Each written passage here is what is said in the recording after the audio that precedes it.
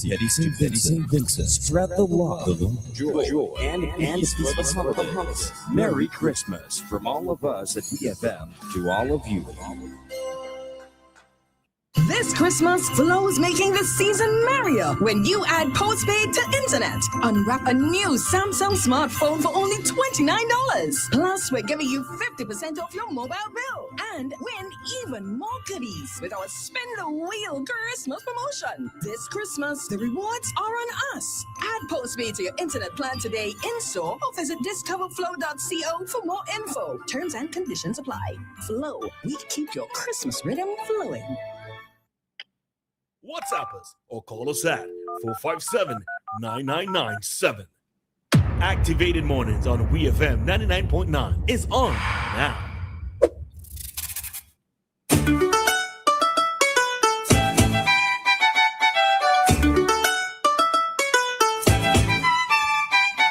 And the time right now, SPJ, is 7:46, and that means it's time for us to hear commentary from Lyf Compton. Morning, Lyf. Good morning, Roleza. Morning, Maka. How are you guys today? And girl, how are you guys and girls? It's I alone. It's only I. Oh, where's everyone? Christmas vacation? Come tell me about it, huh? Yeah. Yeah. So, Roleza, today we will see the first sitting of the 12th Parliament taking place at the temporary parliament in Glen, and the people who will do the nation's business for the next 5 years will be sworn in today. So I wish everybody all the best. Some people will be in parliament for the first time, so they have some learning to do. I hearing some names that I hear a good friend of mine name who will actually be sworn in as a senator. I don't think it was announced publicly. So I would like to congratulate her in advance. I don't think she wants me to say her name as yet. Who will be sworn in as a senator? Yeah, as a senator on the NDP side. Oh, okay. Democratic Party side. Okay. Yeah, so some new faces in Parliament. But I'm thinking that the opposition, Unity Labour Party, would not be there today because the Prime Minister said that he does not think that he will attend the first sitting of Parliament. Former Prime Minister. One of his chosen senators, former Prime Minister, opposition leader, said he will not attend the first sitting of Parliament. One of his chosen senators, Peter Peters, is out on family business. He's in New York, dealing with some family issues. Says that him and the other chosen senator, Carlos James, would not attend Parliament because of security issues. He spoke about it in a Facebook post yesterday because of security issues. In terms of the Grenadines, I don't think that a lot of people take security serious and trauma related from violence serious. And the former Prime Minister, the opposition leader, said he will not be attending Parliament because of security.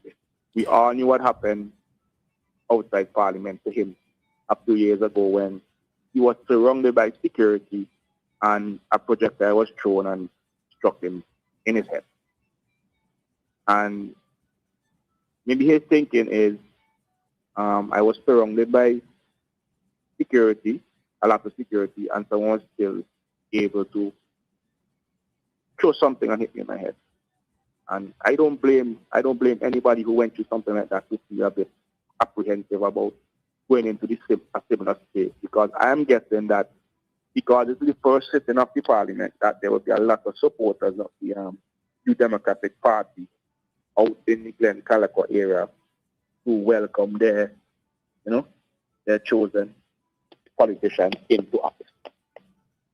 And to see the opposition leader having to walk through that crowd, I don't know what the security arrangement would be for him going to that crowd. I guess it would be, police officers or whatever would be around, but would they surround him to get him to a crowd if there is actually a crowd? So I think most people might say, well, he just doesn't want to go, whatever. But we have to take into consideration what happened before. And as I said, a lot of people, including some police officers who are responsible for policing, do not take security seriously. And I like to say that I don't say things lightly. While a vast majority of police officers take certain things seriously, there are a few who are very lackadaisical in their approach to crime fighting and crime solving and security on a whole. So, yeah, Parliament is basically probably just protocols this year, and I don't think that anything is going to be done. But, yeah, without the opposition this time around. Because apparently they could be sworn at any time. So I know a lot of people have their thoughts on this or whatever, but because of my work in journalism over the years, I always, but most of the time, when situations like these, I look at the security aspect and I take these things very, very, very seriously, because Simmons and Granny is no longer a place where we can take certain things for granted now. Like, you know, back in the days, you hear grandparents say, oh, we used to leave our house open and go down the road to go, and nobody would go in. I don't think a lot of people these days want to risk that. You know what I mean? I think that's a big risk. So when you look at these things, you can see the changes in the society, right? A lot of people are intolerable, you know, and quick to lash out and quick to curse and, you know, quick to fight. And yeah, I don't think that the opposition staying from Parliament is a bad idea. Maybe go to Parliament for the swearing when there is less of a crowd, because by the time the second sitting comes around, I don't think that they will have crowds out there gathered up. You know what I mean? But this is the first one, and everybody will be there too. You know. In the height of Lyf. Yeah. In the height of Christmas, you really okay. Let me allow you another talk after. Yeah, I'm saying I'm predicting that. I could be wrong, because I have been wrong. But I think there's a lot in even family members. For family members itself, I think Parliament is going to have inside, definitely inside, and probably outside, probably. But who's going to safely predict that people is not going to be there? And then who could safely predict that people are not going to be there, or even a crowd? And okay, let me engage you now, because right. What happened with the former prime minister years ago when he received the blow to his head, right? The circumstances under that was different, right? In that tensions were already high. And of course, I'm not going to say that what happened is correct. I am, of course, in no way going to condone that, right? But tensions at that point in time were high.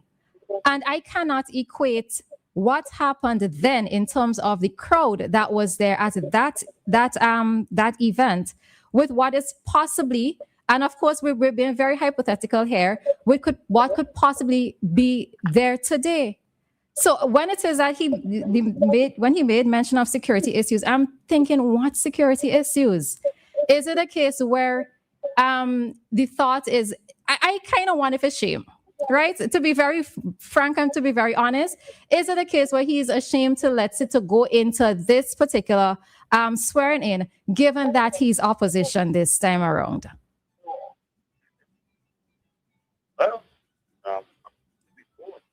Well, you're dipping. But I think he was opposition before, but he was never ashamed.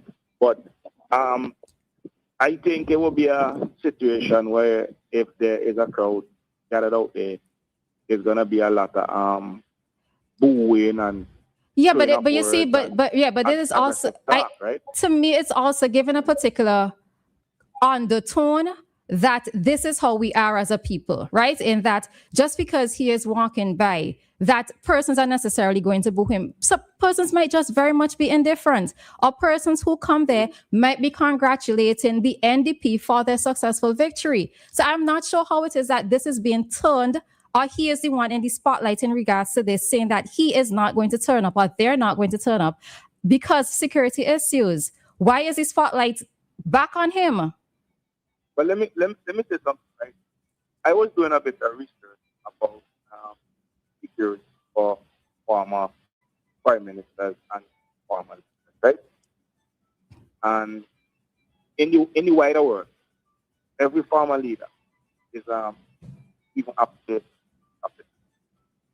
every leader is private. Like, Lyf, I know what you do, your shift location or something. No.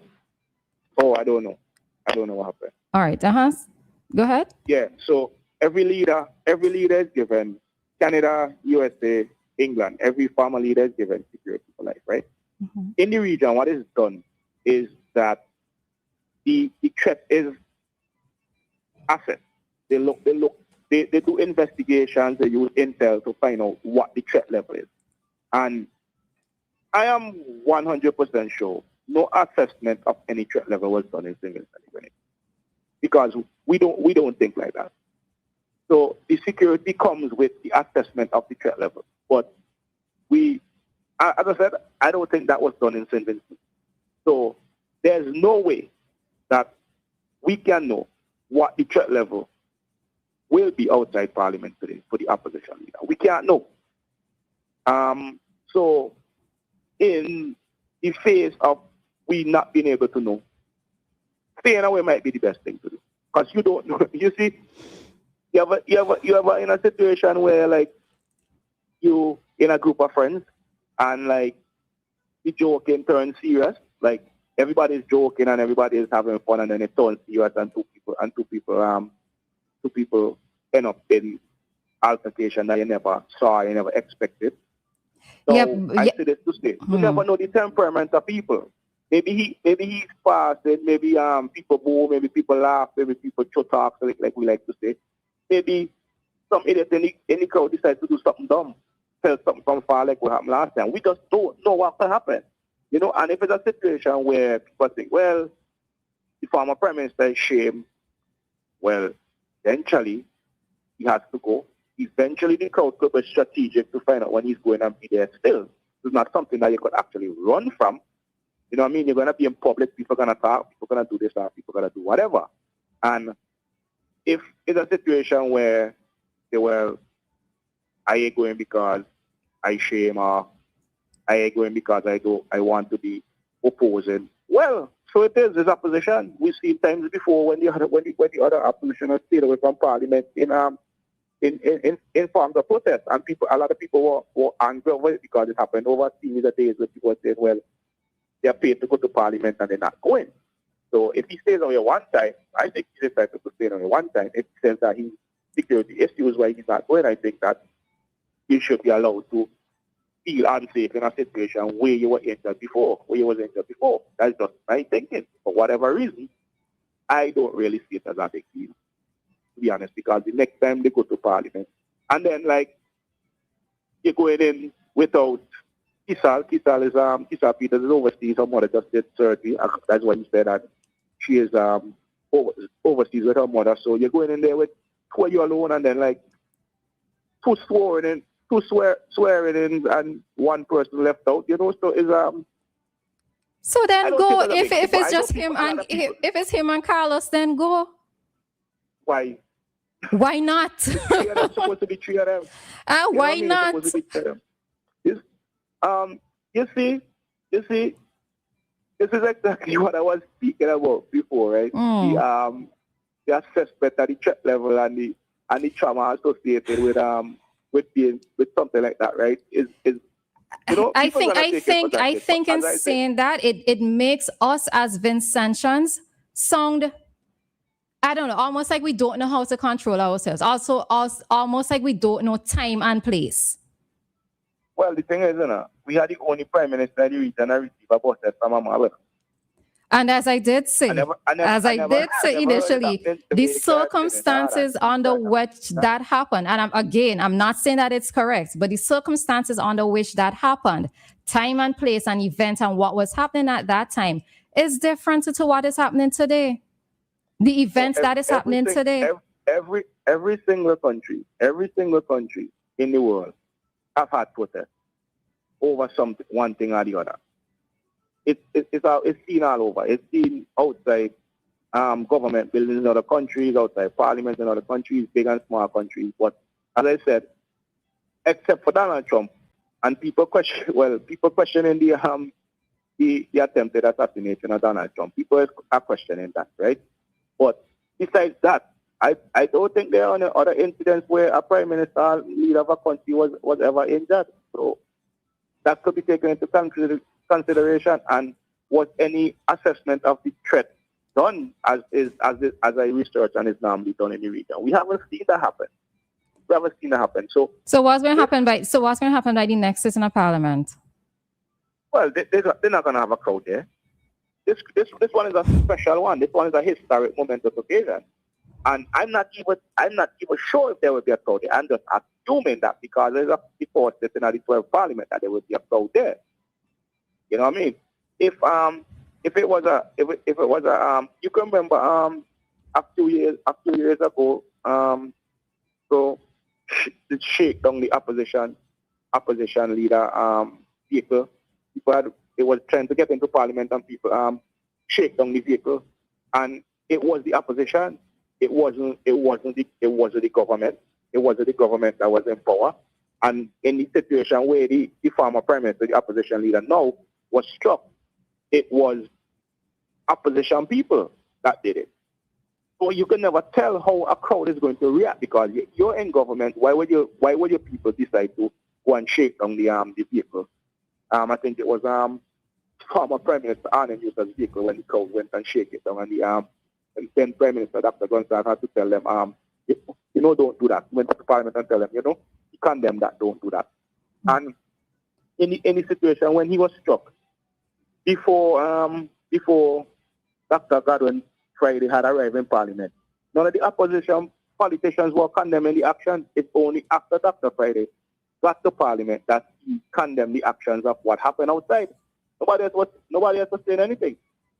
And then it ended up, although Dr. Godwin Friday had spoken publicly about being sorry about what happened and condemning what happened, it was a situation where I think the opposition leader now had said that he never received a formal phone call or something. So that's where the rift kind of come.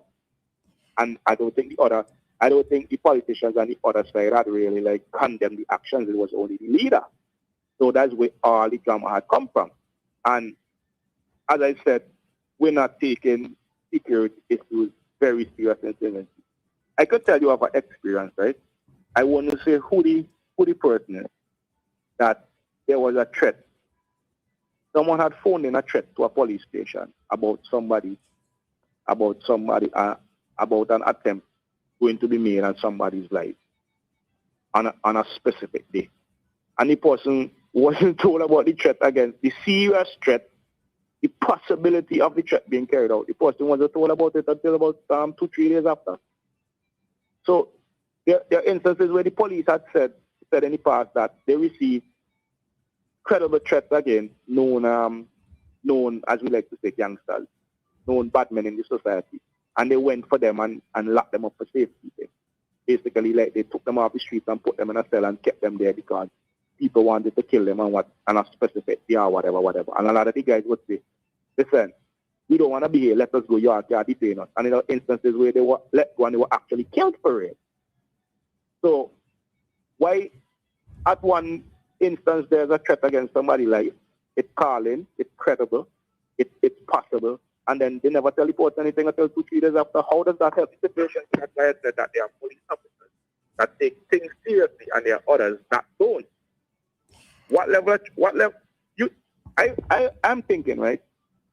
In my mind, I'm thinking that the kind of tension and the kind of bile that has built up over since 2001 with the now opposition. And I think the possibility exists that things could happen to some of these guys while they walk about and go about the daily business, I'm thinking that the level, a lot of these guys should be on high alert because there are some very ignorant, malicious, stupid people, for want of a better word. And I do not think that the Prime Minister should be going about St. Vincent again. He's just a driver. I think that he should invest in his own personal security. I think so. Because I have experienced stuff, and there are some very, very stupid people out there. Well, I Very, mean, very, stupid very people can stupid. attack even me, who ain't in no kind of big spotlight either to your life. Exactly. So, what But do you think about the youth spotlight? all right. What situation after me and you? Me and you not we definitely on opposing sides of this discussion this morning. And I will just iterate the point of I do not like the undertones in terms of what is being stated as it relates to us as a people, right? But I am not opposed to him having security. Of course, I would not be opposed to him having security, but I believe that you are given the constituents of his constituency and those who are still supporters of the ULP, that he should turn up, even if it's just with Carlos alone, that he should turn up for today's swearing in. 2 by 2, they could do it. All right, so. To me, it really matter. Life. It really matter to be honest, because Because it's only ceremonial. Yeah, because it was ceremonial, and basically like one person missing. No, I don't think. All righty, so. What I think would have happened, right? What I think would have happened if I can just say I was not, right? What I would is tell everybody. You're shifting again. I could barely hear you. What I would have done as the opposition leader, seeing that the numbers in parliament are low, 3 against probably like 17 or 6 when you add the opposition, when you add the government senators. What I would have done, I would have said to my candidate, let's all go to parliament and you all can sit in the let's all walk in together. Like a sign of solidarity. Correct. Have like a crowd of people going into dinner. But I don't think that. I don't know. I just don't like believe in like trying to walk yourself into situation. Yeah, but I also don't believe in making a mountain out of a molehill either. So yeah, and which could possibly be that as well. But it can't be a mountain out of a molehill when you don't get hit already. But I told you the circumstances were different back then. Life, we had to end it. So anyhow, all right. We're not going to reach a conclusion, so we both would hold our own positions this morning. All right? That happens all the time. That's normal. Yes, indeed it is. All right, have a good one, Life. You too, thank you.